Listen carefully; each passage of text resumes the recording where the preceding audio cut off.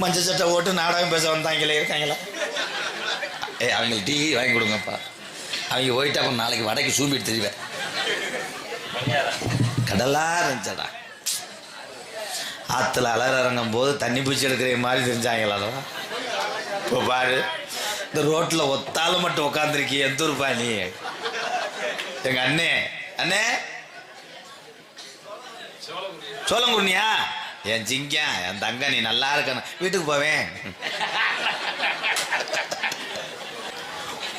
இந்தா இவங்க தான் வருங்கால அப்துல் கலாம் ஐயா சொன்ன அந்த இளைஞர்கள் பிரிப்பு விளையாடுறாங்க பாரு.